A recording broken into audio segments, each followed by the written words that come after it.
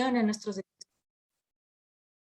a los ecosistemas terrestres y especialmente aquellos forestales donde viven pueblos, los pueblos indígenas del Ecuador. Bueno, y esto pasa también esta situación se replica también en otros países de la Amazonía.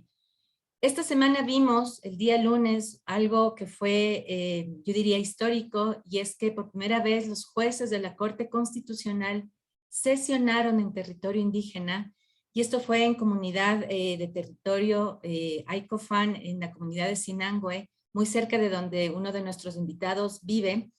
Y esto también denota la importancia que tiene el identificar mecanismos para asegurar el acceso a la justicia de parte o esta justicia ambiental para los diferentes actores sociales, en este caso pueblos indígenas. Finalmente, mencionar y reflexionar que el acceso a la justicia es uno de los 4 derechos que el Acuerdo de Escazú promueve, y el Ecuador es signatario del Acuerdo de Escazú, y entre esos derechos también se incluye el derecho al acceso a la información, el derecho a la participación y la protección de los defensores o de las personas que defienden el medio ambiente. Dicho esto, la invitación del día de hoy, o por la razón por la que estamos aquí el día de hoy, es para preguntarnos y responder y reflexionar sobre cómo podemos entonces asegurar el acceso a la justicia ambiental en nuestro país con este contexto que lo acabo de describir. Para eso, entonces, quisiera presentarles quién nos acompaña en esta mañana, quiénes son los invitados de esta mañana, y quisiera iniciar con quien, de la mano de IVOS, ha trabajado en el desarrollo de un par de herramientas que también queremos presentarles el día de hoy, y ese es Lolo Miño. Lolo es abogada, ella es la directora ejecutiva de ODJ. Entonces, Lolo, bienvenida, muchas gracias por acompañarnos esta mañana y sobre todo por haber cursado con nosotros un trabajo de varios meses para poder desarrollar estos instrumentos o estas herramientas que van a servir para el acceso a la justicia para para varios actores en nuestro país. Bienvenida. Me voy a quedar con las mujeres y quisiera presentarles a Doris Nantipia. Doris es una joven comunicadora shuar del pueblo Shuar Arutam. También, Doris, darte la bienvenida y agradecerte muchísimo por acompañarnos esta mañana, el día de hoy.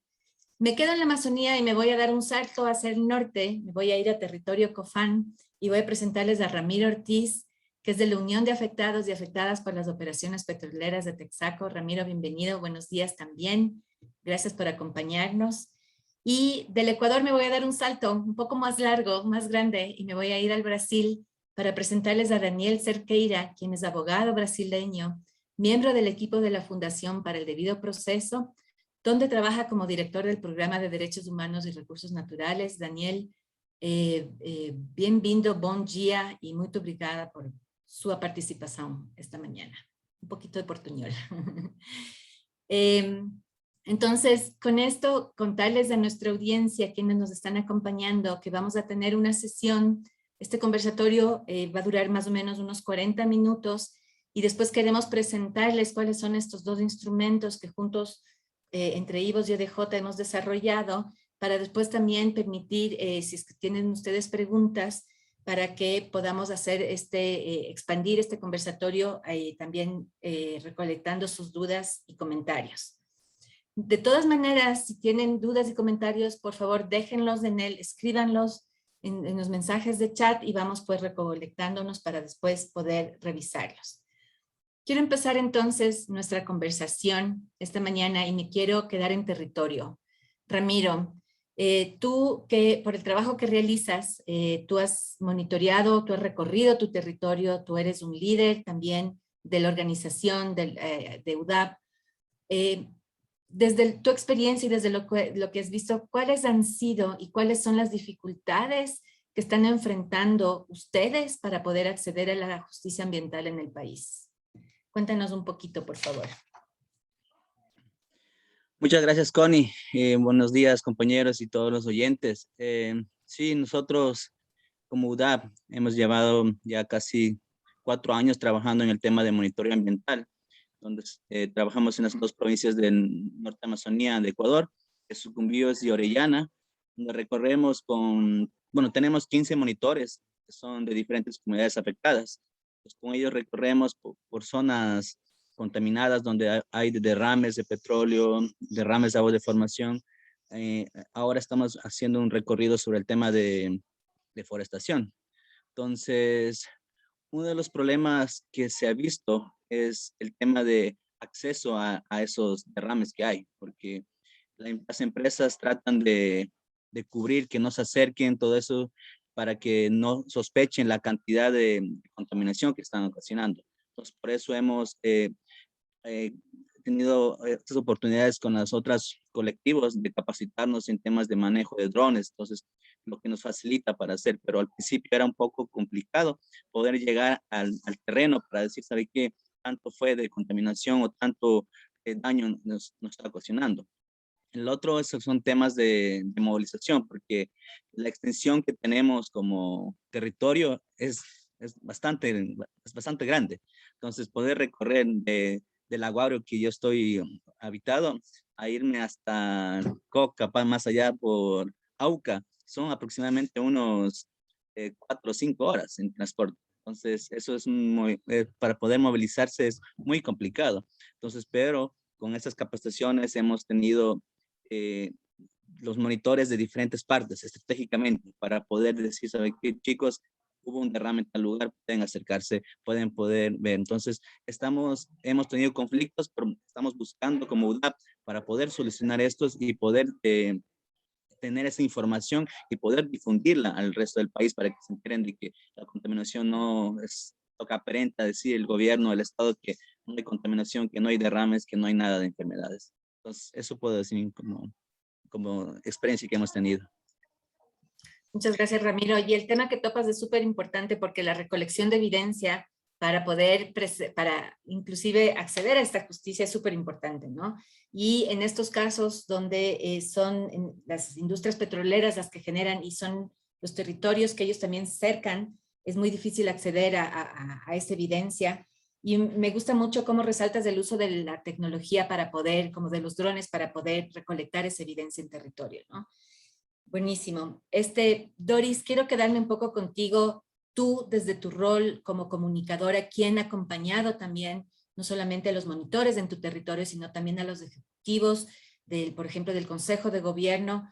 ¿Cómo has visto tú que, por ejemplo, las dificultades que señala Ramiro u otras que tú puedas, desde tu experiencia, identificar, han cambiado un poco o han cambiado o se han mantenido, pero me gustaría esa reflexión de tu parte, con la situación actual de que el gobierno ha lanzado o ha aprobado estos decretos para brindar facilidades para el desarrollo de la industria minera y petrolera en el Ecuador? Cuéntanos un poquito, por favor. Buenos días, Connie, y a todos los compañeros de diferentes sectores, también ciudad, país. Bien, mi nombre es Doris Nantipia, perteneciente de la organización del Polo Xararuta del Cantón Tigüinza. También soy parte y como comunicadora comunitaria. Listo. Connie, respondiendo a la pregunta, pues, en cuanto, tomando la palabra también del compañero Ramiro, sí, es verdad, la situación que está suscitando pues en nuestro territorio, y no solamente lo que es en la parte de la Amazonía Norte, sino ahora también la parte de la Amazonía Sur, que está realmente abarcando muchísimo con esto del extractivismo, que es contra la gente, los mineros, las empresas que ingresan a nuestros territorios. Es lamentable. Bueno, en cuanto al Consejo de Gobierno de la Organización de PECHA, pues tenemos como el dirigente ejecutivo de territorio, que es Marco Martínez, siempre está encaminando, fortaleciendo, capacitando, ingresando a todos los territorios para fortalecer y dar talleres para que también los jóvenes también puedan concienciar los daños que las empresas transnacionales vienen haciendo en cada territorio, haciendo ese daño fatal para nuestro territorio, para quienes habitamos en cada uno de nuestros territorios. Y también pues aquí como comunicadora, pues también que tengo el conocimiento, también tomándome la palabra y agradeciendo antemano al Ejecutivo de Comunicación como es Edinawis, también que la oportunidad nos ha dado, que he caminado juntamente con él, participando también en eventos así como en talleres. También tengo conocimiento. Profundizar, no, pero sí lo que he visto, lo que he palpado, que hay muchos conflictos, que la gente, nuestra gente tiene el temor de ser desalojados de sus territorios, pero el Estado, las empresas internacionales, nuestras autoridades, como que tienen el temor se encuentran ellos también como amenazados, con el miedo de que vaya a pasar cosas más graves en su territorio, y no tenemos el respaldo del Estado, más que todo del gobierno, no tenemos las leyes, todos conocemos que existen, tenemos nuestros derechos como ciudadanos ecuatorianos, pero no nos hacen, no respetamos, no nos hacen respetar esos nuestros derechos, nos quieren desalojar de nuestros territorios, como que, perdón, como las empresas las empresas que ingresan, pues se sienten dueños de nuestros territorios, y no es así. Entonces lo que nosotros hacemos y luchamos es por conservar y luchar por nuestros territorios y defender lo que es nuestro, porque somos dueños de nuestras tierras. Y por esa razón, pues, Connie y compañeros, pues, esperemos seguir nosotros adelante luchando, fortaleciendo a toda la gente, a todos nuestros hermanos shuar, mestizos y sobre todo de otras organizaciones de la parte de la Amazonía. Eso es en cuanto Gracias, yo puedo Doris. comunicar. Buenísimo, porque has topado varios temas que son súper importantes. Has mencionado primero el tema de la necesidad de estar capacitados para poder, ¿no es cierto?, conocer cuáles son los derechos que ustedes tienen y que tenemos en general la ciudadanía para poder exigir no quiero decir solamente el acceso a la justicia, sino exigir una buena calidad de vida, aire puro, etcétera. Topaste un tema que es súper relevante también porque en territorio del pueblo Xararutan se han dado muchas violaciones en el pasado frente a la actividad minera, donde se ha concesionado y se ha expulsado comunidades o poblaciones para poder dar esos territorios a empresas que se dedican a la actividad minera. Entonces, efectivamente existe ese temor, el temor es latente. Y yo me animo a decir que ese temor no solamente vive en ustedes, sino también otros actores que son defensores de la naturaleza. Has mencionado también que, y no directamente, pero mencionas, y yo puedo concluir también que la falta de una consulta previa hace que se den estos también conflictos en territorio, ¿no? Y esto es potencialmente, posiblemente, otro de las dificultades que hay para el acceso a la justicia desde el territorio. Que me voy a pasar un poco y quiero darle la palabra a Lolo y preguntarle, porque Lolo es esta abogada que está siempre en la defensa de los derechos de la naturaleza, derechos también de los defensores de la naturaleza, y quería preguntarle, Lolo, desde tu experiencia, desde estas trincheras judiciales, ¿cuáles has percibido que son y han sido esas dificultades para acceder a la justicia ambiental en nuestro país? Gracias, Connie. Buenos días a todos. Un saludo grande de parte de todo el equipo del observatorio. Para nosotros ha sido una experiencia súper linda caminar con Givos en este camino donde nuestro trabajo, que usualmente se centra en analizar cuestiones que tienen que ver con calidad de la justicia o independencia judicial, también ha servido para aportar al debate sobre los derechos de acceso a la justicia enfocado para pueblos indígenas. Y eso es lo que hemos venido haciendo estos meses de trabajo conjunto con Givos.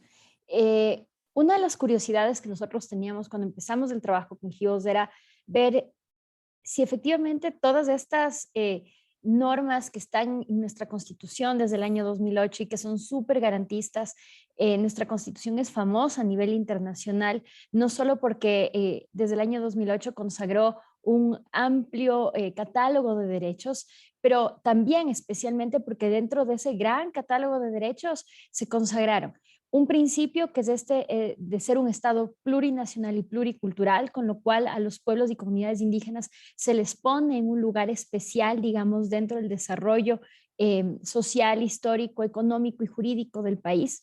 Y por otro lado, y esto creo que es la cereza del pastel para lo que a nosotros nos concierne, establecen normas específicas que vuelven a la naturaleza sujeto de derechos. Es decir, se dice en la Constitución, y esta es como la norma máxima, que la Constitución tiene vida, tiene derechos y que esos derechos pueden ser tutelables. Y si yo les cuento esto a ustedes, suena bonito, pero mis colegas que me antecedieron en la palabra y quienes vendrán después me dirán, ya, pero es que eso no se hace realidad en la práctica.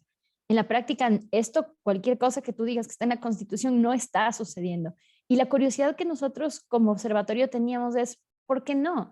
Vamos más de 10 años con esta Constitución, ¿qué es lo que está pasando? Y teníamos esta curiosidad de, vamos a ver a partir de un análisis del sistema de justicia qué es lo que está pasando.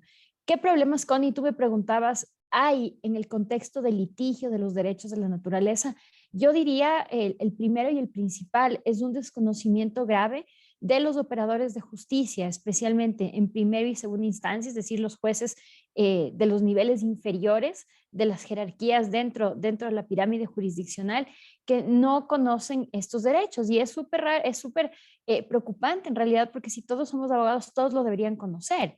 ¿En qué decanta ese desconocimiento? Este desconocimiento decanta en que el momento en que un pueblo, una comunidad indígena, le presenta a estos jueces un caso que tiene que ver, por ejemplo, con violación al derecho a la consulta previa, reparaciones en materia ambiental, deber de respetar y garantizar el derecho de los pueblos indígenas a que no existan terceras personas incursionando en sus territorios. Toda esta amplia gama de derechos que están reconocidos en la Constitución, pues resulta que no conocen y fallan de manera equivocada. Fallan usualmente, y cuando digo equivocada no quiere decir que no me guste, quiere decir que fallan en contradicción a estas normas y también a los estándares internacionales, especialmente derivados del sistema interamericano que le han dado sentido y alcance a estas normas. Otra cosa curiosa que ocurre es que un poco este conocimiento tendría que ser una cosa de dos vías. Nosotros con mi equipo pensábamos, pero bueno, no nos vamos a meter en este tema porque hay tantos colegas que lo hacen, tantos colegas que lo trabajan en Ecuador, que nosotros estamos como aquí haciendo bulto. Y nos encontramos con que a pesar de que hay muchos colegas que están desde el activismo trabajando, es decir, están en las protestas, en las movilizaciones, etcétera, muy pocos se han dedicado al tema del litigio estratégico y sobre todo apoyo en ese litigio estratégico. Porque como ustedes saben, la Constitución, al menos desde el tema de las garantías, permite que cualquier persona la pueda activar independientemente que no tenga un abogado. Entonces, técnicamente sería perfectamente posible para cualquier pueblo, comunidad, líder, indígena en la Amazonía, por ejemplo, que quisiera tutelar estos derechos, ir por su cuenta, pero resulta que no lo conocen.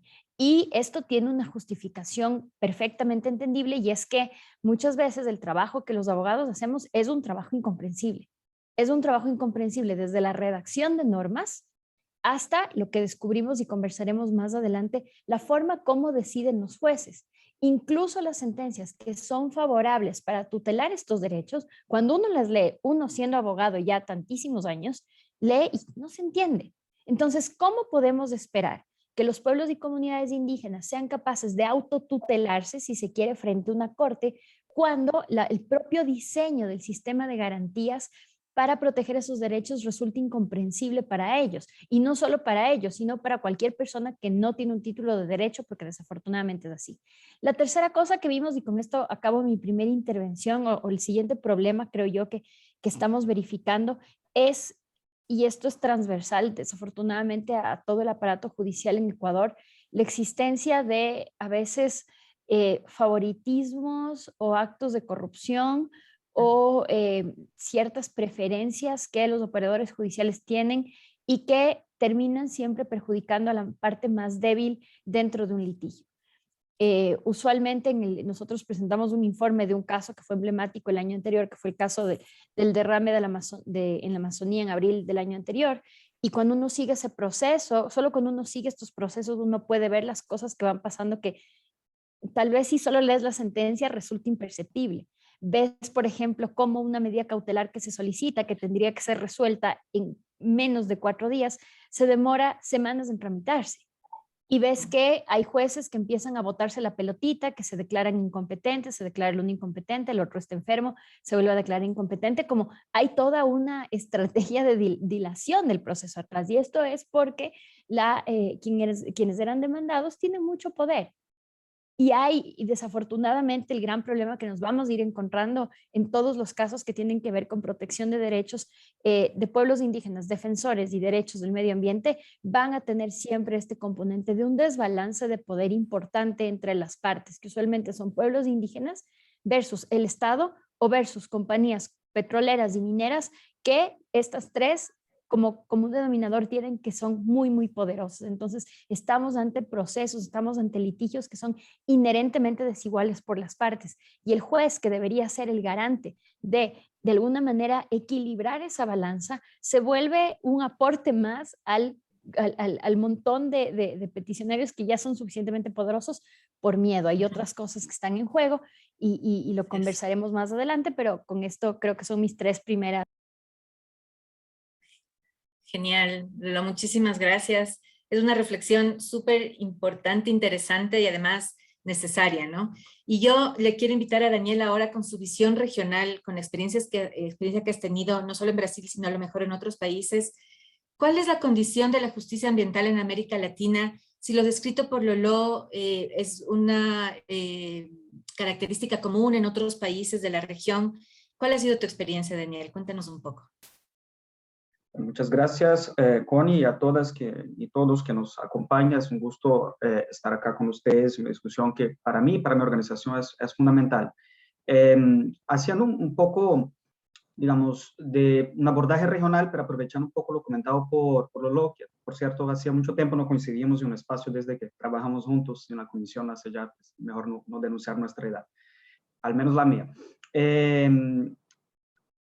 Ecuador es un país interesante porque permite vislumbrar qué pasa cuando hay ciertos avances normativos, sobre todo de corte constitucional. La Constitución ecuatoriana para muchos es considerada de vanguardia en la consagración de ciertos derechos de lo que algunos denominan del paradigma ecocéntrico, ¿no? Derechos, por ejemplo, de la naturaleza, que de alguna forma es un avance importante, pero por otro lado, no ha logrado cambiar la relación entre las autoridades estatales y los bienes naturales en Ecuador de una forma, yo diría, más consistente, ¿no? Durante el gobierno de Rafael Correa, que fue, todos sabemos, el padrino de la Constitución de 2008 en Ecuador, Ecuador vivió una oleada de persecución a organizaciones ambientalistas y comunidades indígenas quizás sin precedente en el país, y también una expansión de proyectos o megaproyectos de hidrocarburos y de minería que claramente van en contra de cualquier concepción ecocéntrica del derecho. Y por paradigma ecocéntrico yo me refiero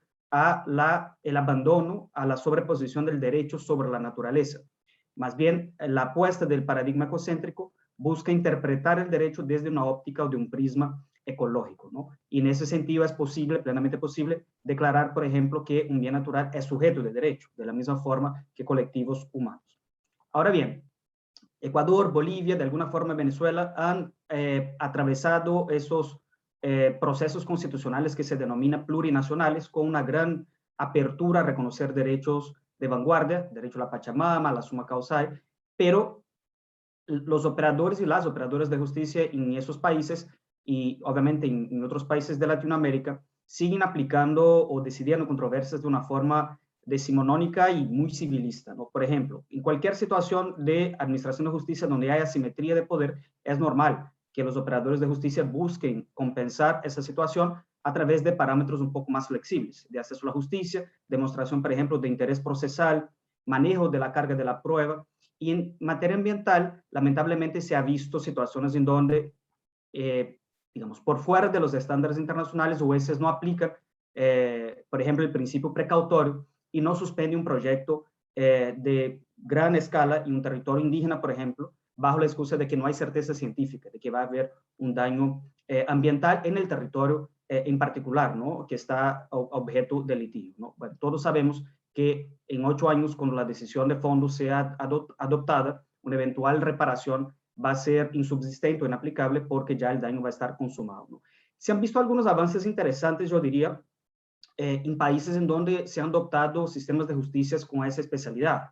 Yo no conozco tanto cómo opera, ¿no?, la justicia ambiental en Ecuador, pero países como Chile tienen tribunales ambientales, incluso jueces y juezas que conforman esos tribunales, algunos de ellos ni siquiera tienen formación en derecho, son expertos en otras áreas del conocimiento y permiten de alguna forma superar, ¿no?, esos conflictos que muchas veces operan cuando una determinada comunidad que no tiene capacidad de producir una prueba de contaminación, otro tipo de carga probatoria, es compensado de alguna forma por el propio Poder Judicial o el aparato estatal encargado de administrar justicia. Ese tipo de experiencia creo que va a ser incluso objeto de una discusión muy amplia en el proceso constituyente chileno, y desde mi humilde perspectiva es mucho más relevante armar el aparato estatal para administrar justicia de una manera más efectiva para proteger el medio ambiente que adoptar medidas normativas como derechos de la naturaleza, que son muy simbólicas, pero en la práctica no ha logrado permear la práctica jurisdiccional en nuestros países, ¿no? Más allá de la práctica jurisdiccional, sobre todo las políticas públicas de gestión del medio ambiente, ¿no? Y Ecuador ahí lamentablemente es un ejemplo a no seguir, de avances normativos constitucionales y a la vez una administración de justicia y políticas públicas totalmente ajenas a lo que dice su propio texto constitucional. Pero de un pantallazo así más general, lamentablemente la administración de justicia en nuestros países en Latinoamérica en temas ambientales están sometidos a todos los tipos de también captura corporativa, ¿no? Es muy común ver que empresas tienen mucho más capacidad de plantear sus pretensiones ante el Poder Judicial, mientras que comunidades criminalizadas que enfrentan daños ambientales encuentran innumerables barreras, ¿no? Y eso es aún más visible con relación a grupos históricamente discriminados, ¿no? Mujeres defensoras, mujeres indígenas. Tenemos ahí la cifra lamentable en Latinoamérica de ser, desde hace ya varios años, el país en donde más se asesinan, ¿no?, defensores y defensoras ambientales, según cifras de Global Witness, que es la principal organización del mundo que reporta el número de defensores y defensoras agredidos, criminalizados y asesinados todos los años. Así es. Gracias, Daniel. Muchísimas gracias por eso. Para quienes se están juntando recién a este conversatorio y nos están acompañando, esta mañana estamos abordando las dificultades que tenemos o que existen en el Ecuador para poder acceder a la justicia ambiental.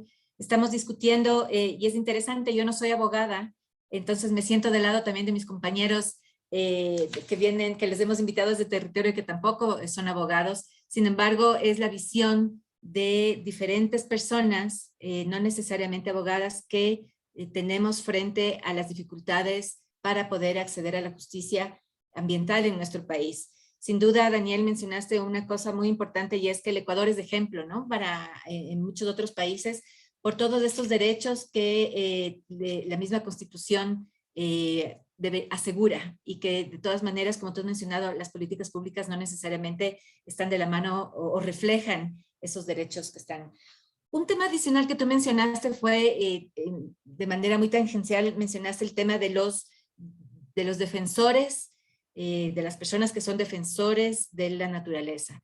Y eso me lleva a un grupo adicional de preguntas, y vuelvo a ir a territorio, y quiero empezar también con Ramiro esta vez. Ramiro, tú que has recorrido el territorio y nos contabas del trabajo que ustedes hacen como monitores, como guardianes, o más que nada monitores, viendo dónde están los derrames, qué está pasando con los derrames. ¿Cómo describirías tú a un defensor ambiental, y a quiénes se pueden llamar un defensor ambiental? ¿Tú crees que tú eres un defensor ambiental? ¿Tu organización defensores ambientales? ¿Cuál es tu visión de quiénes son estos defensores y qué características tienen? Gracias, Connie. Defensores. Bueno, un poco para entender, para nosotros un defensor es una persona que cuida su lugar, su hábitat. Entonces, me enfoco mucho más en los pueblos indígenas, las nacionalidades indígenas, quienes, puedo decir, mis abuelos, mis padres, siempre estaban recorriendo, cuidando lo que es de ellos para poder tener su sustento de vida. Y sería porque yo entiendo que, bueno, mis abuelos siempre dicen, la selva es nuestro hogar, porque tú encuentras comida, medicina, encuentras materiales para construcción, encuentras todo lo que tú necesitas para vivir como Cofán. Entonces, he visto eso y crecí con eso, porque nosotros, lamentablemente, lo que es Sucumbíos y una parte de Colombia, de Putumayo, es territorio Cofán ancestralmente, pero debido por la invasión de colonos o de petroleras o otros extractivistas, hemos quedado en un solo lugar. En este caso, yo pertenezco a una comunidad cofandureno, donde tenemos 9.000 hectáreas, que es muy pequeño de lo que teníamos hace tiempo. Entonces, he visto a mis padres recorrer ese sitio, cuidarlo para que no se pierda. Aún mantenemos esa cantidad. Entonces, no solo como Cofanes, sino otros pueblos también, los Sionas, Secoyas, Shuar, Quichuas, hacen lo mismo. No creo que esté mal en esta parte de cuidar su territorio. Entonces, nosotros como UDAP, por la contaminación, por la lucha que tenemos, dejamos eso a un lado de defender solo lo nuestro, sino tratar de unir para poder cuidar todo lo que es la Amazonía, porque como ustedes conocen el caso Texaco, que fue la contaminación más grande en América en los años 90, o sea, nos unimos para poder defender, luchar para que nos remedien esa contaminación. Entonces, ahora somos 5 pueblos o 5 nacionalidades más los colonos que estamos defendiendo, luchando. Entonces, con esto quiero decirte que la UDAP es una organización que defiende porque está constituida por bases, por pueblos que son los defensores. Entonces, yo creo que un defensor puede ser cualquiera si es que está pensando en un bien, un futuro para la naturaleza, por el mundo, porque todos podemos hacer algo para poder cambiar, porque no solo se trata de decir yo vivo en la Amazonía y soy defensor, pero hay muchos que viven en la Amazonía y no les interesa nada de la Amazonía, solo buscan, no sé, trabajo, enriquecer. Eso no es un defensor, pero puedes estar en otra parte del mundo, puedes vivir en las ciudades, pero buscas apoyo a esas organizaciones, buscas estrategias o planificas algo para dar ideas, eso es un defensor para mí. Entonces, primeramente decir a los pueblos indígenas que están no solo en Ecuador, sino a nivel mundial, son los mejores defensores que podemos tener, porque sin ellos, lamentablemente, no existiría la Amazonía y no hubiera esta riqueza natural, esta vida que tenemos ahora. Después, agradecer a las colectivos, a las personas activistas que están pensando en un bien, un futuro para el mundo. Entonces, eso como UDAP hemos hecho, estamos monitoreando, seguiremos monitoreando hasta poder defender lo poco que tenemos ahora, porque si destruimos todo eso, sería el fin de la humanidad. Muchas gracias. Buenísimo, Ramiro, muchas gracias, porque mencionas cosas que son súper importantes. Defensor ambiental pueden ser personas, pueden ser colectivos, pueden ser organizaciones. Y de hecho es así. Daniel, quería preguntarte, con esta reflexión de Ramiro, ¿qué implica ser un defensor ambiental y de qué forma puede un defensor ambiental ejercer la defensa para ese medio ambiente, para la naturaleza? Sí, hay una serie desde el aspecto jurídico, sobre todo de los estándares internacionales, que es lo que mi organización trabaja. Hay una serie de pronunciamientos de organismos internacionales, incluso hay una declaración de la ONU sobre defensores de derechos humanos. Y hay también pronunciamientos de los órganos del sistema interamericano, en particular de la Corte, que establece obligaciones específicas de los estados, ¿no?, de prevenir violaciones de derechos de esos defensores. Y yo considero que Latinoamérica ha dado un salto también, al menos en el aspecto normativo, muy importante en los últimos años con la entrada en vigor del llamado Acuerdo de Escazú, que es un acuerdo que es básicamente un homólogo a otro acuerdo que ya existía en el contexto del Consejo Europeo y parte de Asia, que se llama Acuerdo de Aarhus, que es una suerte de piso mínimo en materia ambiental para los países, digamos, que buscan consolidar lo que algunos denominan Estado de Derecho Ambiental, una institucionalidad mínima de salvaguardias socioambientales en cualquier tipo de decisiones públicas que implican la gestión de recursos naturales, ¿no? El Acuerdo de Escazú tiene una vocación un poco distinta al Acuerdo de Aarhus porque establece todo un apartado de reglas muy claras de protección a los defensores y defensoras del medio ambiente. Y eso en Latinoamérica, reitero, es fundamental porque son de lejos los defensores y defensoras más sujetos a violencia y criminalización y en algunos casos incluso asesinatos en comparación con otras regiones del mundo. Ahí turnan eventualmente Brasil, Colombia, Honduras ha estado también creciendo en número de defensores y defensoras asesinados, ¿no? Proteger a los y las defensoras del medio ambiente y de los territorios implica en última instancia proteger al propio planeta de los efectos del cambio climático. Es un hecho ya bastante conocido que los territorios aún protegidos en términos ambientales, los ecosistemas más protegidos del mundo, son precisamente los territorios que han sido, digamos, asegurados a los pueblos indígenas, tribales o según la denominación. En resumen, los colombianos usan el término pueblos étnicos, ¿no? En Brasil, por ejemplo, están los pueblos quilombolas, que son comunidades afrodescendientes, no son indígenas como tal, pero también mantienen una relación tradicional con sus modos de vida y con sus territorios, ¿no? Entonces, defender a los y las defensores de derechos humanos implica en última instancia preservar nuestra, digamos, resiliencia a los efectos del cambio climático, ¿no? Creo que es una agenda que va a estar vigente por muchos años. La presión extractivista en los territorios que todavía, ¿no?, están preservados, implica inevitablemente procesos violentos, conflictos socioambientales, y quienes pagan el precio de eso son inevitablemente defensores y defensoras del medio ambiente. Entonces, me complace mucho también compartir acá ese espacio con Ramiro. Son, yo diría, digamos, los grandes protagonistas de cualquier discusión que podamos tener sobre medio ambiente en Latinoamérica, ¿no? Mientras ustedes estén haciendo su trabajo de manera, digamos, libre y sin exposición a riesgos, creo que estamos en un buen camino, pero lamentablemente esa es todavía una tarea pendiente. Buenísimo, gracias, Daniel. Quiero aprovechar que Doris es comunicadora y que también viene de una organización donde la presidenta es mujer.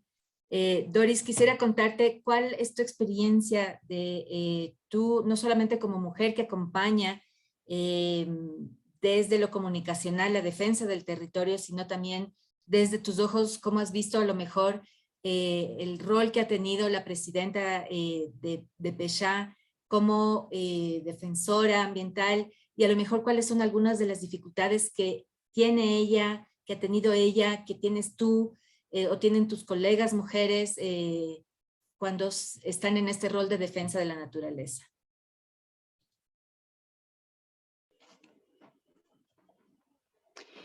Bueno,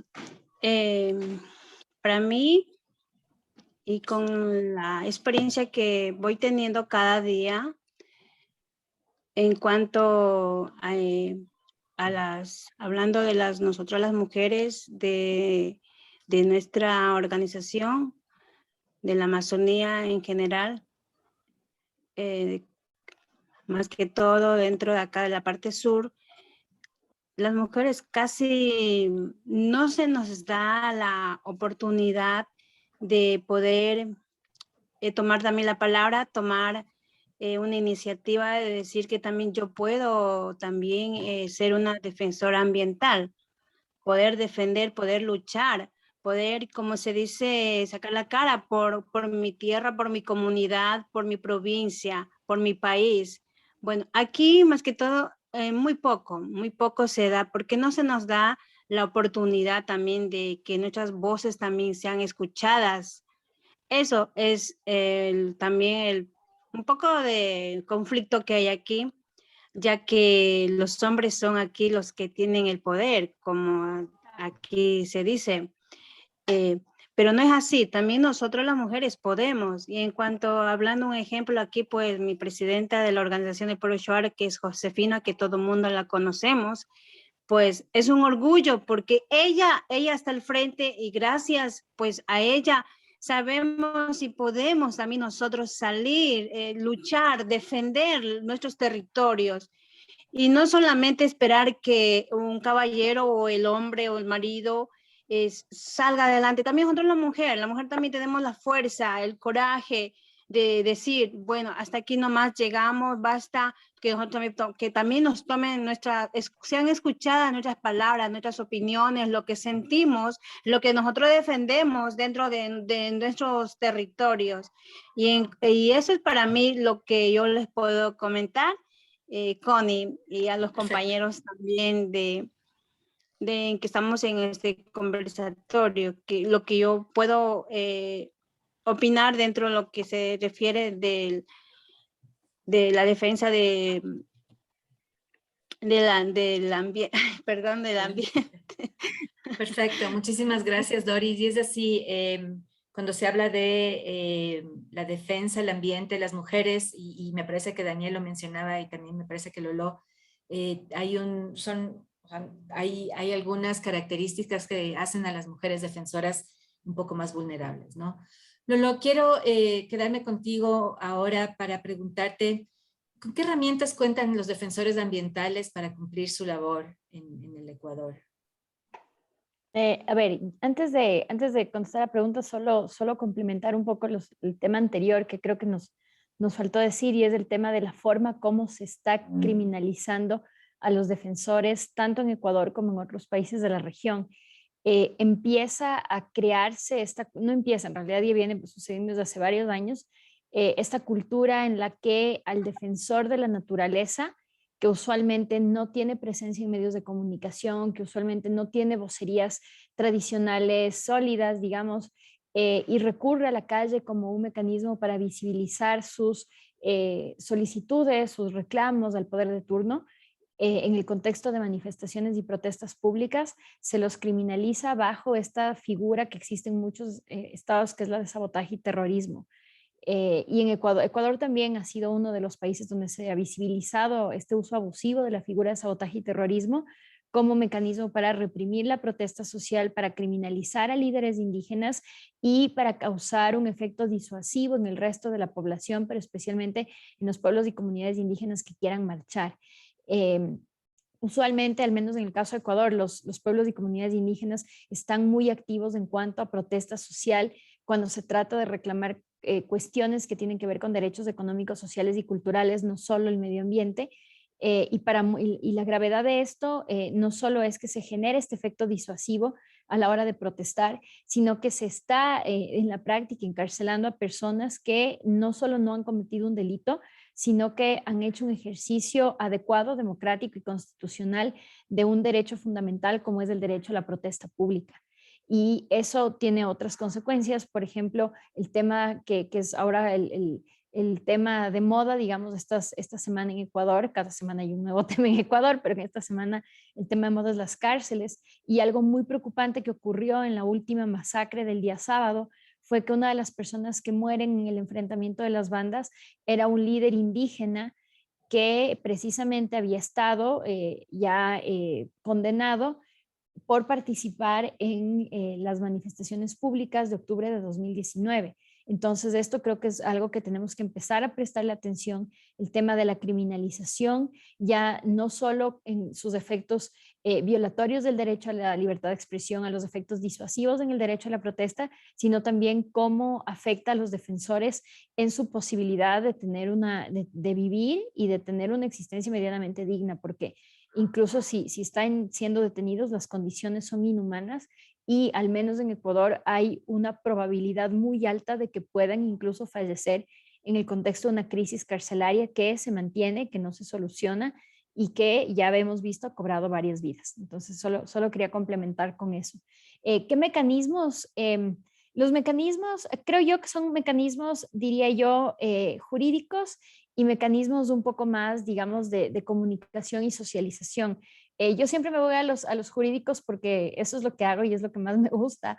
Y nosotros desde ODJ hacemos mucho énfasis en tratar de educar a comunidades beneficiarias de que existen estos mecanismos, porque sí nos damos cuenta que muchas veces ante una situación de injusticia, ante una situación de violación de derechos humanos en general, las comunidades afectadas no saben qué hacer y literalmente dicen no sabemos qué hacer. Y resulta que nuestra Constitución ofrece una gama bastante amplia de mecanismos de remedios en el ámbito constitucional que permitirían, en primera instancia, traer algún tipo de solución y sobre todo reparación a estas violaciones ambientales o por ejemplo, también a otras que ocurrieran dentro de protestas públicas o ejercicios legítimos de defensa del medio ambiente. Y en ese sentido, creo que tratamos de que estas capacitaciones sirvan para que nuestros beneficiarios sepan esto existe y ustedes lo pueden activar. Porque la otra traba en el acceso es que dicen, nos dicen a nosotros, sí, ya doctorita, pero es que nosotros no somos abogados, nosotros no sabemos. Y también que conozcan que estos mecanismos están diseñados para que ellos los puedan activar sin intermedio de un abogado. Y eso es importantísimo porque especialmente en estos temas, porque muchas veces la imposibilidad, que creo que ya lo mencionaba Daniel, la imposibilidad de poder pagar a un abogado implica en la práctica una absoluta imposibilidad de acceder a la justicia y resulta que ni siquiera necesitas un abogado. Luego, sí creo que se necesita un poquito de capacitación, pero no es un requisito sine qua non, digamos. Y luego otras herramientas que creo yo que en la era de las redes sociales son muy importantes, por ejemplo, las herramientas de denuncia y comunicación a través de espacios de expresión democrática como serían Facebook, Instagram, Twitter. Creo que mucha gente no les tiene fe a las redes. Yo sí tengo muchísima fe en que estos espacios democráticos permiten visibilizar estas posibles violaciones y permiten generar conciencia a otros sectores de la población que no están metidos en el tema. No es un tema menor, por ejemplo, en el caso del Ecuador, que durante las últimas elecciones presidenciales, el discurso del candidato que termina pues ganando las elecciones, en algún momento tiene que modularse y tiene que irse un poquitito más hacia el centro, porque él es muy de derecha, tiene que irse un poquito más hacia el centro ante las recurrentes llamados de atención de la comunidad en la tuitósfera.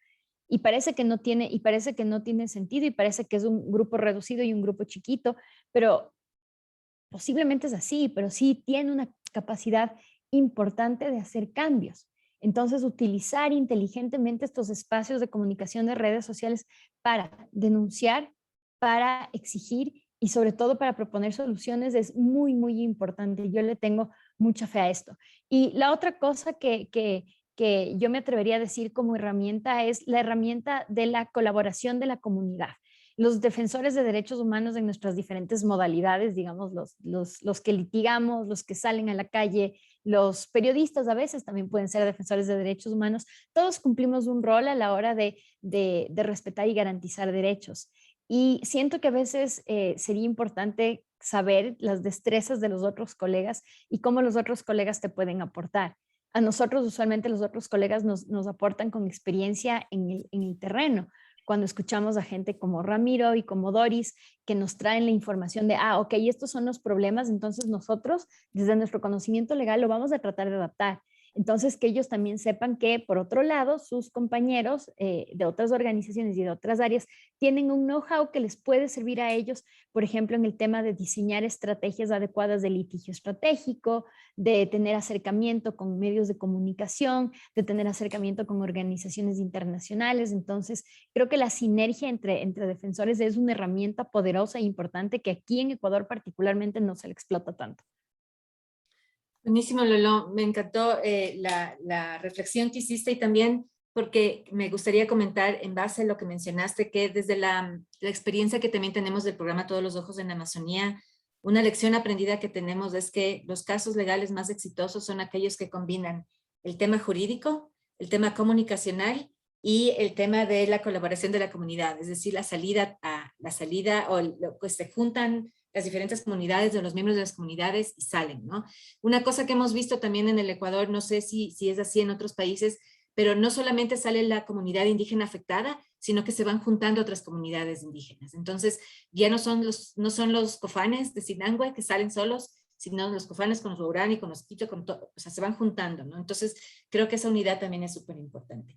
En honor al tiempo y por lo que habíamos quedado y también porque queremos hablar de justamente herramientas o instrumentos que se pueden poner a disponibilidad de los diferentes actores, Lolo, te quiero dar la palabra a ti para que tú puedas contarle no solamente a los participantes, a nuestros invitados del día de hoy, sino a quienes también nos están acompañando virtualmente en el Facebook, cuáles son estas herramientas que de la mano con IVOS y en el marco del programa Todos los Ojos en la Amazonía, ODJ pudo desarrollar en estos meses o este año.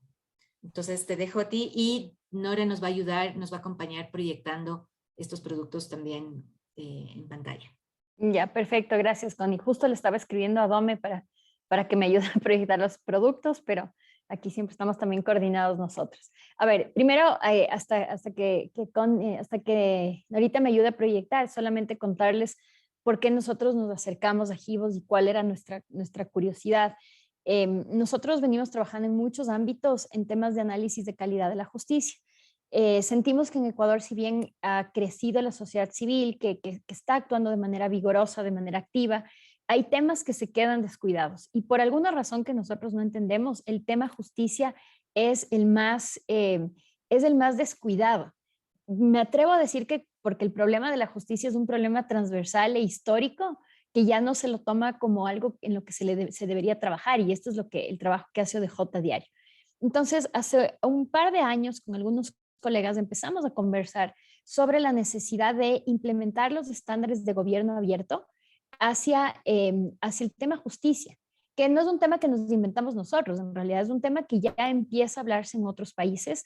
Nosotros tuvimos una experiencia muy linda con colegas mexicanas, por ejemplo, que habían implementado las estrategias de gobierno abierto al sector justicia en el ámbito de la violencia de género, logrando, entre otras cosas, que ciertos estados, que las judicaturas de ciertos estados, porque México es un estado federal, logren aperturar su sistema de justicia en el sentido de que se pongan a disposición del público todas las decisiones del Poder Judicial que tenían que ver con violencia de género, que dentro del universo grande de materias que puede haber dentro de la función judicial es algo chiquito, pero es un paso importantísimo decirle a la función judicial: yo te voy a fiscalizar, al igual que los otros poderes públicos, voy a ver lo que estás haciendo. Y a partir de esto se ha creado todo un movimiento de justicia abierta. ODJ es parte de una red interamericana de justicia abierta, donde se apuntan algunas cosas. Por ejemplo, esto que les digo de crear bases de datos accesibles al público para que puedan conocer las sentencias del Poder Judicial en determinados aspectos.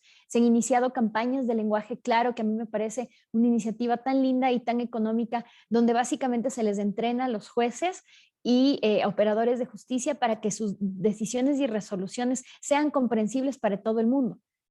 Hay jueces en Argentina, incluso en Colombia también.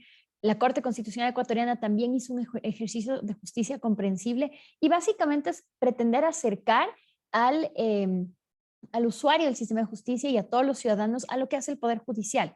¿Por qué nosotros consideramos que esto es especialmente importante? Por dos razones.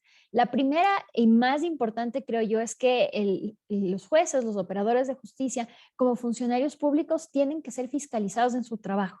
Nosotros tenemos que saber qué están haciendo, cómo están decidiendo, y sobre todo desde las líneas de trabajo que le interesan a ODJ, necesitamos saber, bueno, tenemos estos estándares internacionales, tenemos estas normas, los jueces las están aplicando, y si las están aplicando ¿cómo? ¿Bien o mal? Y teníamos esta curiosidad. Y la segunda es un tema de que si la justicia, especialmente la justicia constitucional, es capaz de crear precedentes que son vinculantes y que pueden ser utilizados para casos futuros, no tiene sentido tener jueces emitiendo sentencias que luego nadie conoce y que luego no pueden ser replicadas. Entonces estos eran los dos motivos que nos llevaron a proponerle a JIVOS de este proyecto de justicia abierta con enfoque en materia ambiental, de derechos ambientales, defensores y de la naturaleza. Y a partir de esto tenemos dos productos que les queremos presentar ahora.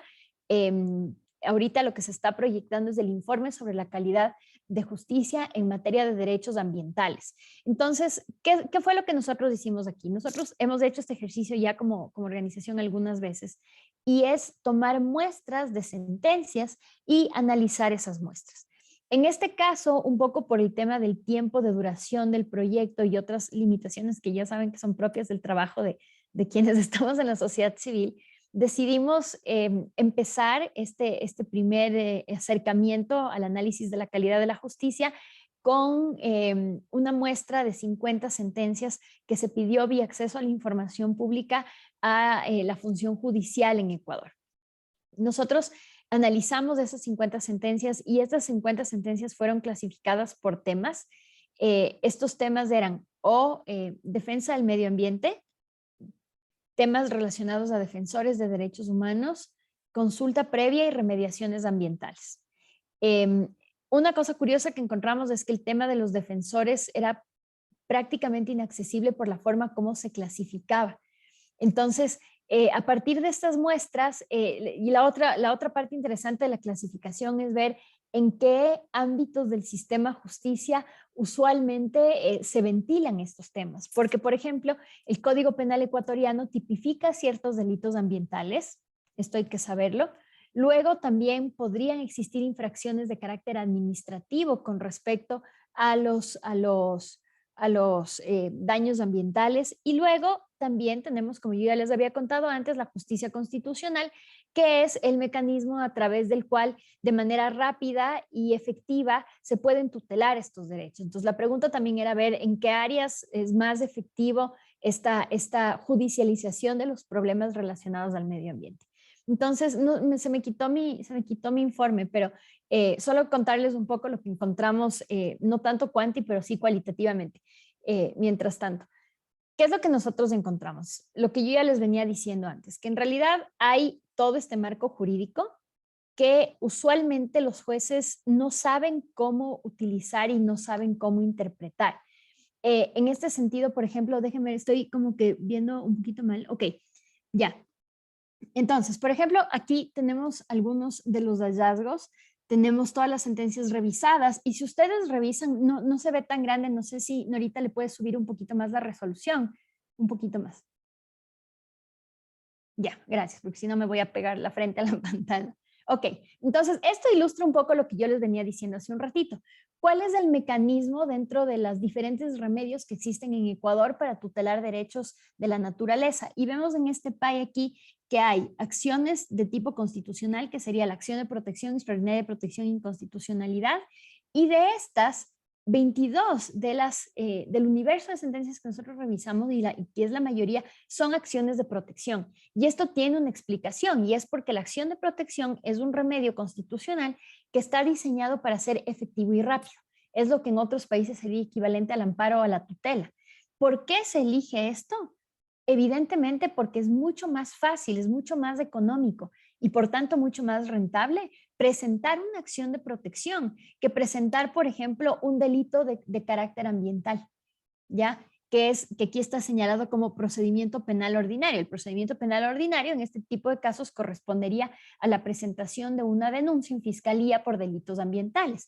Y este procedimiento penal ordinario vemos que es como bastante limitado en relación a la acción de protección, es 6 a 22, por ejemplo, y esto da cuenta de dos cosas. Lo primero es que es un recurso mucho más rápido la acción de protección, mucho más efectivo. Este PAI todavía no nos habla de la efectividad del recurso y en la práctica, pero cómo se intenta al menos. Y el tema penal sí es un tema mucho más riguroso en cuanto al conocimiento y destrezas legales que tienes que tener, pero además siempre está vinculado a poder hacerlo a través de un abogado, entonces es mucho menor. Otros temas, por ejemplo, aquí la acción de incumplimiento está en inferior medida, digamos, porque la acción de incumplimiento es una acción posterior y se implementa solamente cuando uno ya tiene una sentencia de garantías constitucionales, como por ejemplo una acción de protección. Y si no se cumple esa acción de protección cuando ya esté ejecutoriada, se puede plantear una acción de incumplimiento. Entonces, por esto es que está un poquito, es menor, son solo 3, porque no es algo que uno intente y practica y agota en primera instancia. ¿Ya? Lo mismo con respecto a la acción extraordinaria de protección. La acción extraordinaria de protección es un mecanismo que se presenta frente a la Corte Constitucional y tiene un ámbito de acción súper reducido. Ante la acción extraordinaria de protección, uno no le puede pedir a la Corte, deme revisando todos los hechos del proceso que yo vengo trayendo desde la justicia ordinaria, sino solamente le dice, en este proceso a mí se me violaron mis derechos procesales. Y hay que hacer un análisis bastante, yo siempre digo que es un poco hacer malabarismos con la acción extraordinaria, porque uno no puede meterse a hablar de los temas del fondo, es decir, los hechos que generan la violación, sino solo acciones procesales dentro que podrían generar violaciones a derechos exclusivamente procesales. Entonces sí podría haber la situación, por ejemplo, de que en un proceso penal que se eleva extraordinaria de protección, el juez constitucional declare que se han violado derechos al debido proceso, por ejemplo, sin que tenga que hablar necesariamente de los daños ambientales. Esto no ocurre cuando en una acción de protección, en un proceso de acción de protección, se cree que se han violado garantías procesales y por tanto se lo eleve a extraordinaria de protección a la Corte. En esos casos, porque viene de una acción de garantías, la Corte puede hacer lo que se llama un control de méritos, que es la posibilidad de revisar desde el principio todo el caso. Y en esos casos, en el caso de control de méritos, la Corte puede decir, voy a analizar todo desde el principio y puede declarar la existencia de violaciones. Y aquí tenemos que hay 6. Yo voy a explicar esos 6 desde mi perspectiva por 2 razones. La primera, porque como les digo, justificar una extraordinaria de protección a la Corte es un ejercicio de malabar súper difícil es un ejercicio muy técnico, que eso sí se tiene que hacer con abogado, incluso para nosotros es complicado explicarle a la Corte por qué tendría que admitirnos esa extraordinaria, pero además por un tema de las composiciones anteriores de la Corte. Ustedes se acordarán que recién en 2019 hubo un cambio a la Corte Constitucional, donde hay la composición que subsiste hasta ahora y que está integrada por, creo yo, siempre lo digo, los mejores juristas de este país, pero esto no ocurría antes. Y antes la Corte Constitucional, no me gusta mucho hablar de esto del pasado porque se vuelve muy repetitivo, pero de verdad la Corte Constitucional servía a los intereses del poder de turno anterior. Y también un poco esta reticencia de resolver o conocer acciones extraordinarias iba por este acompañamiento, esta ayuda al poder. Entonces ahora esto ya no está pasando y yo estimo que si hacemos este mismo ejercicio de aquí a unos 2 años, encontraremos más acciones extraordinarias de protección presentadas en Corte Constitucional que serán mucho más efectivas. Entonces, si quieren, podemos seguirle bajando ya. Ya, en el marco de las garantías, lo que se ve usualmente es que los jueces de primera instancia, lo que vemos aquí, lo que vemos aquí es que nuevamente lo que dije hace un ratito, ¿no? Los procesos en primera instancia, segunda instancia son mucho más numerosos en cuanto a la garantía jurisdiccional de la acción de protección y que el proceso penal por su extensión, por su costo, por lo excesivamente técnico, no es tan favorito o preferido, si se quiere, a la hora de tutelar estos derechos. Podemos seguir, por favor.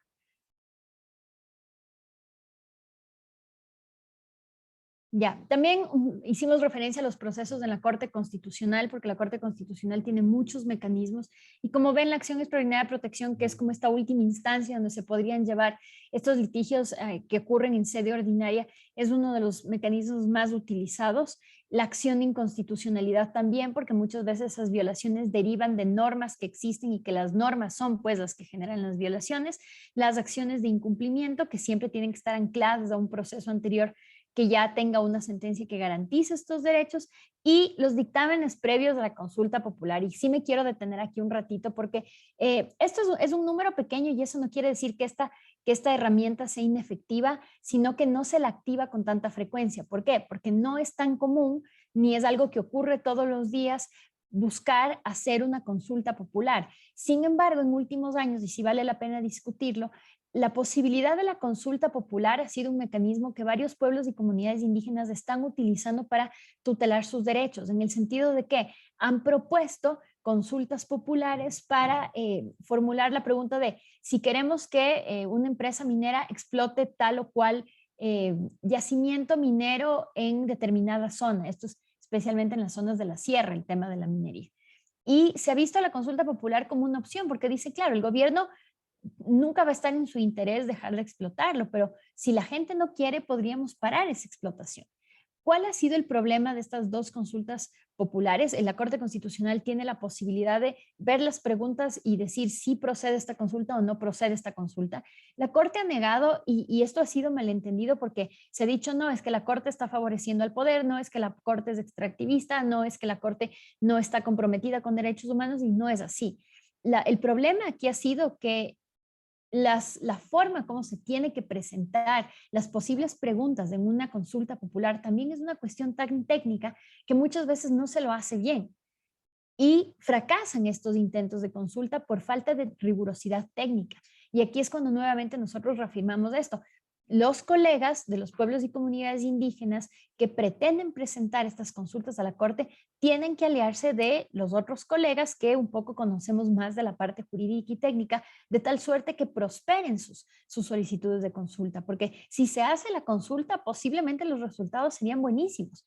Posiblemente estaremos frente a comunidades que digan categóricamente no queremos que se explote, y se hace como se trató de hacer algo hace algunos años con respecto al Yasuní. Si se hace una consulta de carácter nacional, queremos que se explote el Yasuní, posiblemente tenemos un no, y posiblemente el gobierno tendría que forzosamente parar ese proceso de explotación. Pero aquí parecería ser que esto no está prosperando como un mecanismo efectivo por temas de tecnicidad más que de cualquier otra índole. ¿Podemos bajar, por favor? Ya, estos son como desagregados por sector, digamos por provincia. Ya los temas, por ejemplo, los temas que se tratan un poco nosotros ya los conocemos: minería ilegal, proyectos mineros, petroleros, cuestiones que tienen que ver con afectaciones dentro de la agricultura, conservación de tierras y temas que tienen que ver con el diseño de las leyes. Un poco estos son como las áreas en las que se ha hecho litigio estratégico y que tienen un impacto o que pueden generar posibles daños ambientales. ¿Podemos pasar, por favor?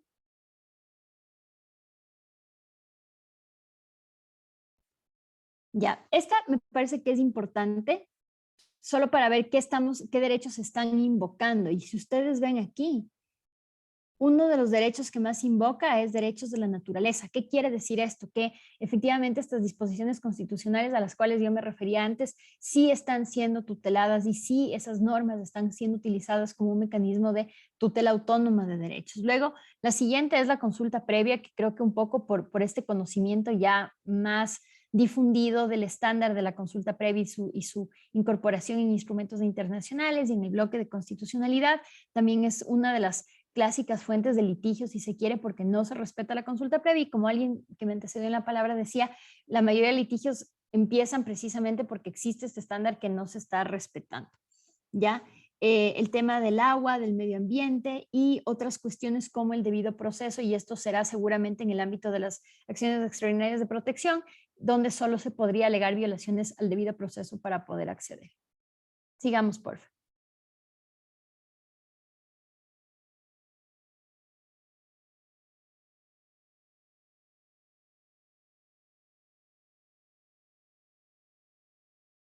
Ya, entonces aquí esos eran como los hallazgos cuantitativos. Los hallazgos cualitativos un poco yo ya les he venido compartiendo, pero han habido cositas que se me han quedado por fuera.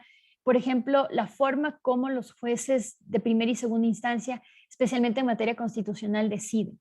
Y una evidencia que ellos no conocen, primeramente porque dan interpretaciones, primero porque niegan algo que es evidente que tenían que conceder, y segundo porque incluso en los casos donde conceden, incluso en los casos donde técnicamente el derecho ha sido garantizado, el juez no logra hacer un desarrollo suficiente y adecuado de los temas que se están poniendo frente a su conocimiento.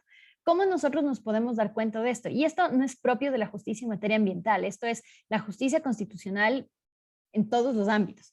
Vemos jueces que, pudiendo desarrollar el tema ampliamente, se limitan o su motivación se limita a copiar párrafos o de la Constitución o de instrumentos internacionales o de sentencias emblemáticas de la Corte Interamericana. ¿Ya? Entonces, ahí falta un poco más de motivación que pueda hacer fortalecer estas sentencias. Podemos seguir, por favor.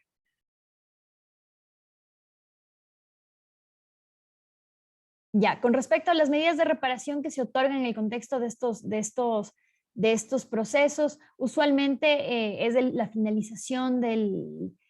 sí, me dice la Connie que tenemos que ir cortando. La finalización de la situación dañosa, pero no se contempla la reparación como una medida de carácter integral. Y veo por ahí, con esto voy a terminar, la incorporación de estándares internacionales de derechos humanos. Como les digo, muchas veces no pasa de un simple copia y pega de un tratado sin mayor análisis. Y luego el tema y solo por esto para acabar, la pregunta sería qué tan efectiva ha sido el sistema de justicia a la hora de tutelar derechos, y yo diría que es parcial. Parcial en el sentido de que, o no es del todo mala, parcial en el sentido de que tenemos las garantías, tenemos los recursos, se los puede intentar y efectivamente se los ha intentado. Pero incluso en los casos en que se puede intentar, hay obstáculos de tipo de conocimiento de los jueces o de quienes intentan el recurso, y ese desconocimiento, más que el caso en sí mismo, es lo que hace que las acciones no prosperen. Y la segunda razón por la cual no es efectivo es porque no han habido mecanismos adecuados de socialización y conocimiento de los recursos, con lo cual tenemos un universo no analizado en este trabajo de situaciones que se están quedando por fuera de esa tutela, porque quienes están sufriendo esas afectaciones no están intentando esas vías, ya sea porque económicamente no pueden acceder a un abogado o porque simplemente desconocen de su existencia. Entonces, este informe lo hemos publicado nosotros en la página de ODJ, así que si quieren verlo, está a su disposición. Nosotros les vamos a dejar el link ahorita aquí en el chat para que si quieren verlo, y ya no me robo más la palabra y se la devuelvo a Connie. Muchísimas gracias, Lolo. Yo creo que es súper importante tener este diagnóstico de la calidad de la justicia para quienes no somos abogados y para quienes son, porque efectivamente nos puede ilustrar de mejor manera el camino a seguir para fortalecer el acceso a la justicia. Quería pedirte que nos cuentes también rápidamente el manual de capacitación también, porque este manual a mí me da la impresión que puede ser utilizado por cualquier persona también, ¿verdad? Y creo que puede ser también una motivación para nuestros compañeros de territorio que nos acompañan, que nos escuchan hoy día también. Precisamente la idea del manual era un poco atender a las cosas que yo les he venido diciendo y que muchas veces la preocupación nuestra es que tenemos todas estas herramientas y que no se utilizan porque no se conocen. Y no se conocen por esto que yo ya dije antes, y es que a veces el tema de abogados y el tema de las leyes es una cosa tan engorrosa que al ciudadano de a pie le cuesta siquiera entender. Nosotros utilizamos términos como acción de protección, acción extraordinaria de protección, y estoy segura que los que no son abogados aquí, no son abogados ecuatorianos, además, ya se deben haber perdido, yo estoy segura de eso. Y me siento un poco mal porque yo sé que estoy como contradiciéndome a mí mismo en el uso de las palabras, pero eso es suficientemente ilustrativo de cómo estos términos son confusos desde sus propios nombres. Entonces, lo que tratamos de hacer aquí con el equipo, con el Manual de Acceso a la Justicia, era explicarles, esto está diseñado con un enfoque a que sean precisamente los pueblos y comunidades indígenas quienes lo usen y sobre todo que sean capaces de acceder a la justicia constitucional sin intermedio de un abogado. Lo ideal, el éxito de este manual es que pudiera servir para el inicio de esas acciones por parte de los propios pueblos sin intermedio de un abogado. Y si quieren podemos pasar rapidito por algunos de los temas que nosotros hemos abordado. Ahí de los derechos a tutelar. Esto es importante, el tema de definir los derechos es importante porque uno a veces no sabe exactamente qué es lo que está pidiendo. Sí, me contaminaron el río, ok, pero ¿qué derechos nomás hay atrás de eso? Hay un tema de un derecho, ¿y por qué te contaminaron el río? Porque posiblemente hubo una injerencia de terceros en un territorio ancestralmente protegido y eso tiene consecuencias en el derecho a la salud, a la vida, a la integridad personal, en la calidad de vida, por ejemplo. Es importante que nosotros tengamos claro cuáles son estos derechos y tratar de hacer este ejercicio de adecuación de lo que me está ocurriendo a mí en mi territorio con respecto a qué derecho corresponde, digamos. Luego, ver quiénes podrían ser los sujetos activos, perdón por la palabra de estas acciones, es decir, las personas que podrían plantear estas acciones, que como ya les dije, en materia constitucional pueden ser todos. Y en el caso también de los derechos de la naturaleza, parecería ser que nuestro sistema legal está diseñado para que cualquier persona que tenga un interés pueda intervenir en representación de la naturaleza para tutelar sus derechos, que es una cosa súper linda. Entonces, en este caso ya el afectado no es la persona por sus propios derechos, sino que lo hace como intermediario de la naturaleza. Entonces, podemos seguir bajando.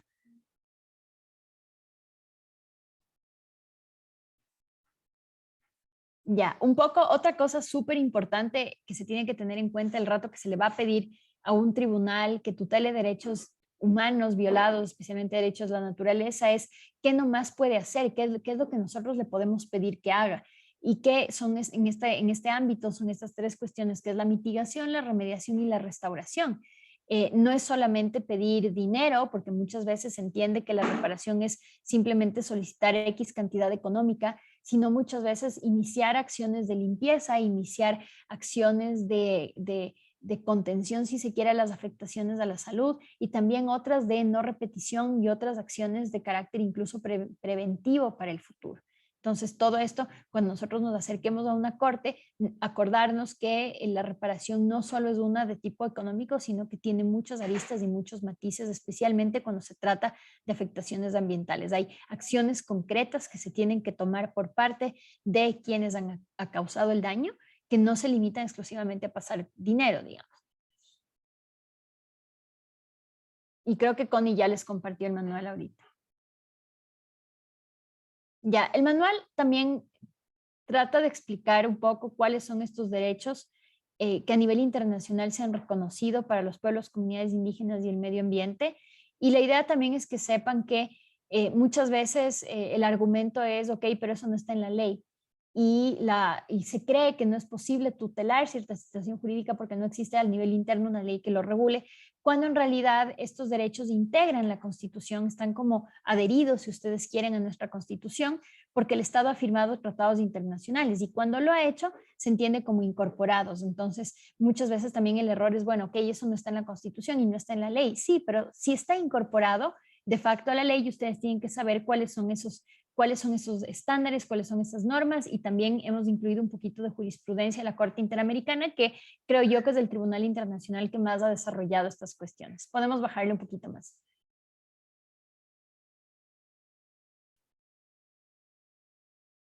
Entonces, en esta parte lo que estamos viendo es los estándares principales derivados de la jurisprudencia de la Corte Interamericana, que sería interesante que lo lean. Especialmente la Corte en materia de pueblos indígenas tiene un desarrollo bastante comprensivo del tema de la consulta previa y el tema de la propiedad ancestral y comunitaria sobre las tierras de las comunidades indígenas, que creo que eso lo tienen que conocer como un mecanismo para tutelar este derecho a la propiedad, y que ha ido desarrollando con algunos matices ya en decenas de sentencias que existen y que nosotros hemos tratado de recoger acá. Podemos seguir, por favor.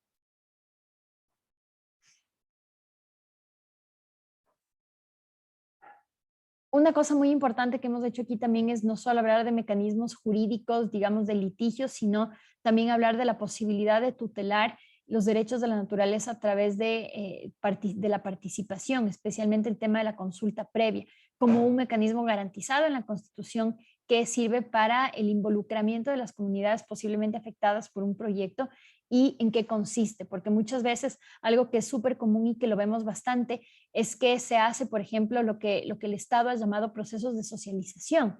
Te dicen, nosotros vamos a socializar el proyecto con la comunidad. Ok, pero socializar no es una consulta previa, libre e informada en los términos que ha establecido la Corte Interamericana. Muchas veces lo que hacen es ir a dar panfletos o ir a pasarles un video o decirles, sí, cuando explotemos este pozo petrolero todo va a ser hermoso y sus vidas van a ser increíbles y todo va a estar bien, ok, pero no les están dando el otro lado, que es, bueno, ¿y cuáles van a ser las consecuencias ambientales y en su salud y en su vida diaria de estos proyectos? Entonces, explicar cuándo mismo estamos frente a una verdadera consulta previa es importante, porque en muchas situaciones lo que sucede es que se les dice que se les está consultando cuando en realidad no se les está consultando. ¿Ya? Entonces, podemos seguir, por efectos del tiempo, seguimos rapidito, porfa. Entonces, bueno, ahorita ya les hemos subido el manual para que ustedes lo revisen.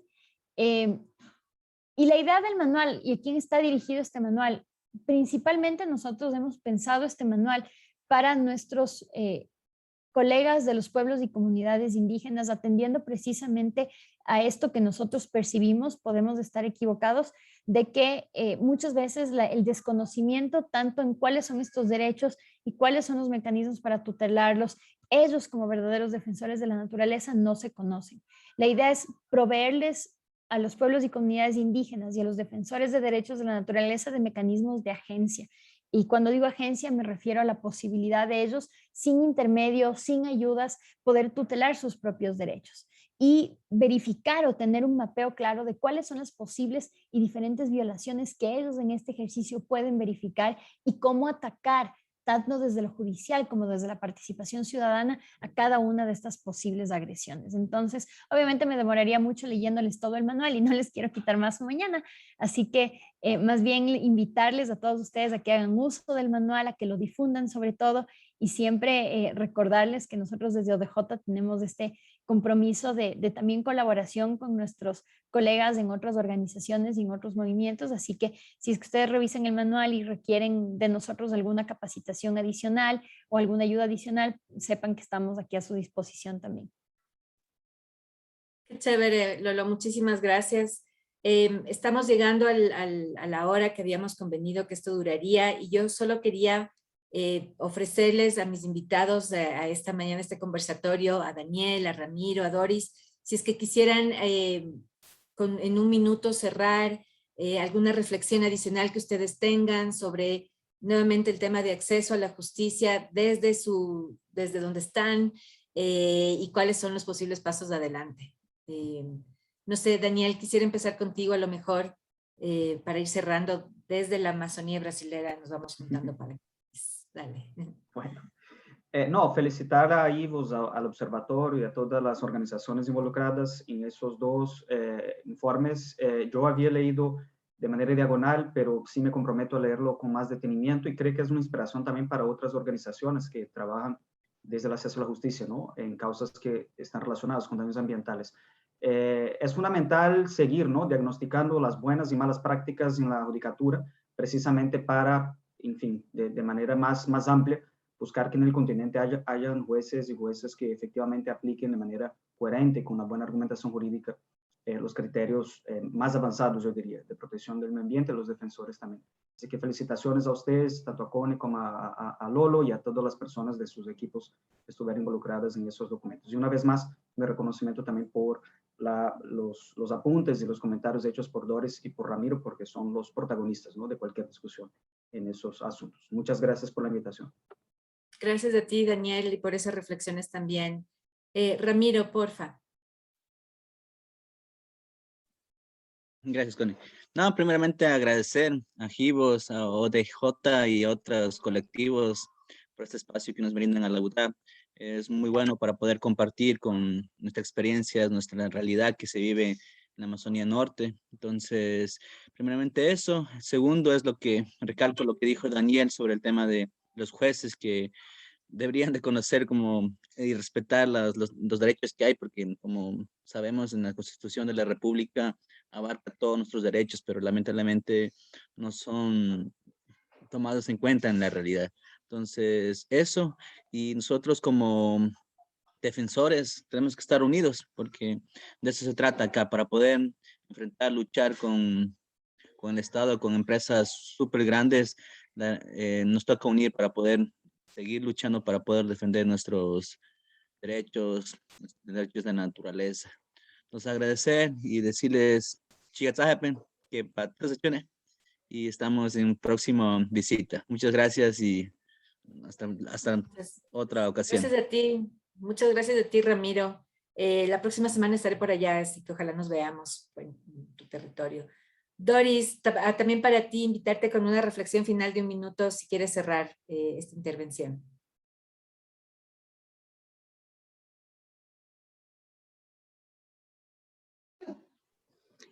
Sí, gracias. De mi parte, pues, Connie, agradecida por la invitación y espero que siga adelante. Igualmente a nuestro compañero de Brasil, que también, Daniel, a María, a Norita, María. La verdad, súper interesante. Como dijo, nosotros, quienes vivimos por los territorios, como mujer, no sabemos, no tenemos ese conocimiento de los derechos que tienen los jueces desde los más altos, ¿no? Y muy buena es todo lo que usted nos ha estado explicando, María Dolores, sí, abogada, sí. Gracias. Bueno, como siempre, yo me rectifico y como siempre expreso y siempre digo, ¿no? Aquí en nuestro Ecuador, pues la verdad, tomando la palabra de nuestros compañeros, aquí la función judicial tiene como deber primario tiene el deber primero para cumplir y sancionar, pues para el incumplimiento de las leyes sobre los derechos de la naturaleza y de los territorios, es verdad, pero el capital compra conciencias y el Ecuador somos un país lamentablemente corruptos, que no se tiene otra cosa más que decir. Pero ahí estamos en la lucha desde nuestros territorios, pues, y seguir adelante defendiendo nuestros territorios y seguir avanzando cada día más. Y gracias con todos ustedes, Connie, y a ustedes, Muchísimas compañeros. Gracias, Doris. Y contéle a Lolo que tenemos varias preguntas, algunas preguntas súper interesantes en el chat que no vamos a alcanzar a contestar, pero a lo mejor podemos identificar algunos mecanismos para responder. Este tema es sin duda fascinante. También agradecerles desde IVOS, queremos agradecer mucho a nuestros compañeros de ODJ Desde el programa Todos los Ojos en la Amazonía incursionamos en el tema legal con ODJ. Para nosotros fue un descubrimiento y creo que el camino que nos han permitido conducir nos ha motivado a profundizar el trabajo que queremos hacer en acceso a la justicia para apoyar la defensa de los territorios de los pueblos indígenas en el Ecuador y también en los otros países. Así que estamos súper agradecidas y esperamos recorrer muchos caminos más juntos adelante. Esperemos que este sea el inicio de algunos otros encuentros a futuro. Veo que hay mucho apetito para discutir el tema legal. Me encantan las preguntas que han dejado. Les agradecemos muchísimo. Y también agradecer al equipo de ODJ y por supuesto al equipo de IVOS que estuvieron detrás de esta organización del evento. Y a todos ustedes, empiezo por Lolo, Doris, Ramiro y Daniel por acompañarnos esta mañana y a toda nuestra audiencia. Muchas gracias y pues hasta la próxima. Gracias. Adiós. Gracias, un placer. Muchas gracias, hasta luego.